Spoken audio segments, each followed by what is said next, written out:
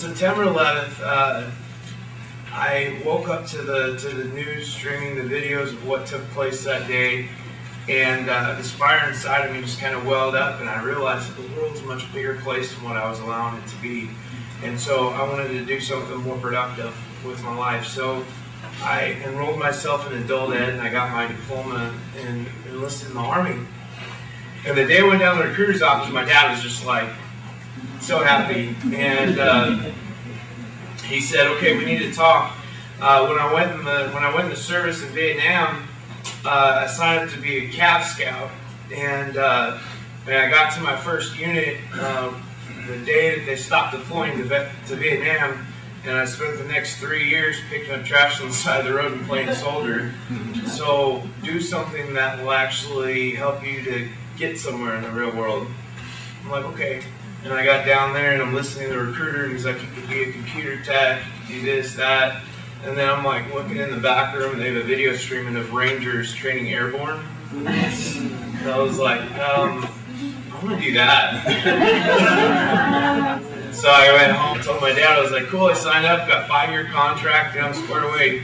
He's like, what are you gonna do? I'm like, eat bugs, pick my face green, and kill people. What was he upset? So went to basic and infantry school. I was supposed to go to Ranger, but I blew out my knee, so I just stayed infantry. And man, I loved it, every part of it. I got up here to my unit at Fort Lewis in September of 2002.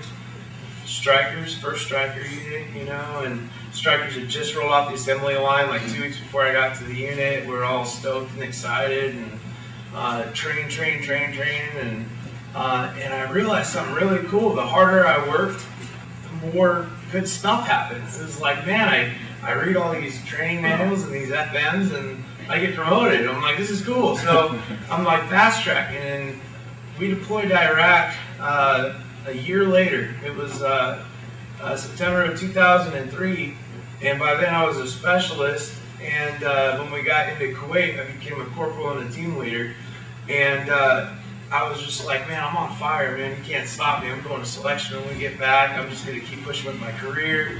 You know, I was on top of the world. I'm just this bad, born to be wild dude, you know. You can't stop me. I'm bulletproof. Yeah, that attitude worked out great for a few months, and then I got hurt. My world came crashing in 2004 February. We were in Mosul, Iraq, and a mortar round hit our perimeter fence while I was on top of our striker strapping down our gear, and I was hit in the head by a piece of flying steel. I woke up in Germany 4 days later with tubes and everything, and I thought I was a POW. I was freaking out. I looked out the window and there's snow. Last thing I know, I was burning hot. I got a tan. I freaked. I ran down the hall in my birthday suit and the Force Comp Commander.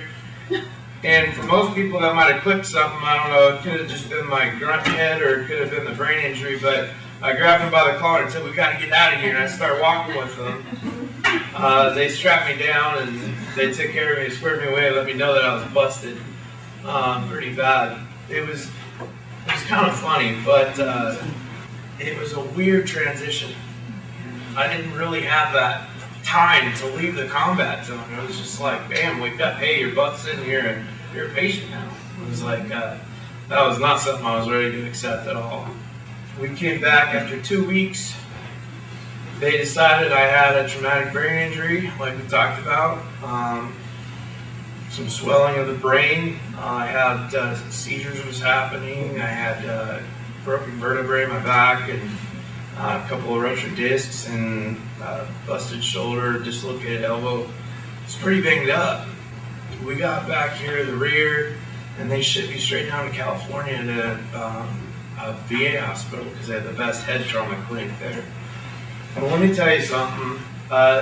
It was best spoken by my man Victor. I would rather be KIA than sitting in front of that therapist at the desk. I swear to you, I was not ready for having some mental health intern of all people trying to get into the thoughts inside of my head. I was so not ready for that. But they pushed it and they pushed it and they pushed it. And and it was not a good experience for me. While we were down there, continued to have these issues after the fact, but I'm like, what's it take to get back to Iraq? You know, give me a ticket back over there, and I'm pushing. I'm just, you know, my head is over there. I never separated that. My wife, my fiance at the time, was at home, and she was putting together a wedding of her dreams in about 3 weeks because they got the news that I wasn't going to be able to come out of inpatient care for a long time because they would give me my medications, and 5 minutes later I'd come back and say, hey, I need my pills. They were afraid to leave me at home alone and unsupervised. So she put together this wedding, we got married, and she became my wife, my mom, and my nurse, all in one, poor girl. A couple months later, she became a mom of her own. 9 months later, she became a mom of her own. It was pretty quick. We have all new struggles to face now. That secondary trauma thing, oh yeah, my wife had it. She had to deal with this guy that was having all these problems, but guess what? What am I telling her? I want to go back to Iraq. I miss my buddies. You know, what does it take to get me on the first bus back there? I tell my neurologist, I just want to go back to Iraq. I had a back surgery. I recovered. I got my stuff back together. I'm like, let's go back to Iraq. I spent 3 years fighting medical boards to try to get back over there. And then the worst trauma happened. May of 2007, my squad striker got turned inside out by an IED. My entire squad, my fire team, my squad leader, everybody. At that point, I became the funeral escort and unit representative for them. And my world came crashing to another end. So, I think the worst part of all that was that I was guilty for not being there. I went through the funerals. I had to experience some ugly stuff there. Mom refused any orders to not view her son, and my orders was to stand by the casket, and so I had to experience that horrible situation, and it still haunts me to this day. What guided me through that moment was a month earlier, I was invited to NWCC, and we went to an Easter extravaganza. Then I met Lieutenant Colonel Matt Vanderfelt at the time, and when the trauma took place, I can't remember how he got word of it, but he contacted me. He ended up coming to the memorial service I spoke at. He stood by my side as kind of like an anchor and a battle buddy as I went through all this stuff. We decided that it was time to let go of this man I had built myself up to be, that I put all this faith in, and realized that God had a better plan for me, a different plan. There's a reason I was back here. And so 6 months later, we did my final medical board. Matt Vanderfelt was there with me, and it was decided I was out of the Army. I had still denied any care for PTSD at this point. I didn't want it on my books. I was like, I'm going to be a cop someday. I'm going to do something with my life. I don't want anybody thinking I got PTSD. So I hadn't seen a single psychiatrist at this point. I hadn't gotten any medications at this point. I was just pushing all the stuff down. So I got out with a medical separation instead of medical retirement because the only thing that was on my books was my back surgery that was successful at the time and a brain injury, which was a policy that they wrote back in Vietnam. So it was a little bit outdated at the time, and the most you could get was 10%.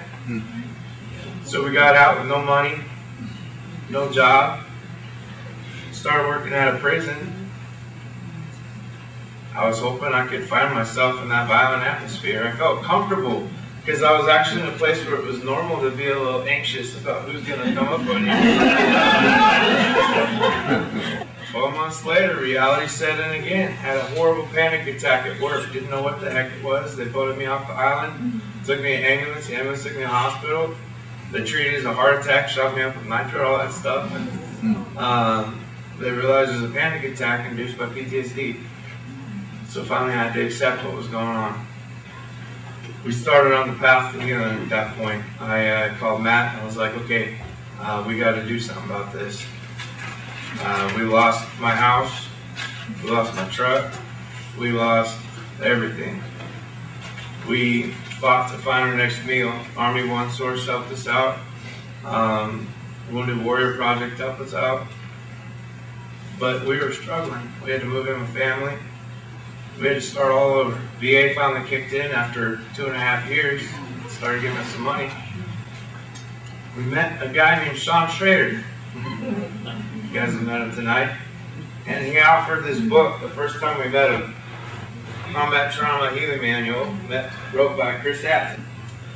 I opened the book and I was sucked into it because it's written by a dude that I swore he was military. I mean, it's just, the foreword was awesome, but then you get into it and it's know who your enemy is, know who your ally is, know your weapons to fight back with, how do I win, how do I whoop this thing in the butt? And I'm just like, yeah. I flew through the book, I don't even read. I was looking for it on CD. I had to learn how to read. I was a grunt. But the thing was, I was ready to fight back. And I got that military mindset again. I was like, dude, I can actually use that military mindset to fight this thing back because I'm equipped with some knowledge now. I'm sharing it with every veteran I meet at the VA hospital, everybody that I know. We took a concept out of that book called New Normal. We started Operation New Normal. The concept was very simple. Maybe you guys might get it. I didn't. I was a grunt. But the bottom line was that you come back expecting to be who you were when you left. And the whole time you're in denial. You don't understand the fact that that dude is gone. And no matter how much you fight for it, he ain't coming back. And so there's a new normal that's up ahead. And that's okay, because that new normal is going to be better than the dude that left. No matter if you're injured, no matter who you are now or what you've been through, that guy is going to be stronger, forged by fire. That dude is going to be an amazing guy, and you have to stop looking for that dude that's gone and start looking at that one. And when we figured that out, then the healing began. Because I went to God and I said, sorry God, I had this image in my head. I went to church service and Mary was up there preaching and she said, if you don't give God 100% of yourself, you ain't going to get healed. And I realized I was still holding that guilt inside. So I said, okay, God, this is hard because I don't feel like I deserve this, but please take this guilt away from me. And after that, I won't say it was 100% gone. I can't give you guys that promise. But let me tell you something, this weight was lifted off of me and the healing began. Because my walk with God began. And I could start feeling in my life and things started changing. The church was there to help us every step of the way. The people of the church were there stepping up, trying to help us along. We had Operation New Normal. We took a retreat of 11 guys out to an island. I spoke to them. We spent time. We had Rick Bowman come out and speak to them. We had an amazing time fellowshipping. We had guys come to the Lord. We had guys rededicate themselves to the Lord. We had guys that had walked some horrible paths, turn that stuff around and say, I don't want to do that ever again, and my life is God's now. Because they realized the same thing we did, and that's that we're not alone, and that we're not abnormal. We're very normal, and there's that new normal coming. So I took too much time, but I thank you guys very much, and thank you for being here.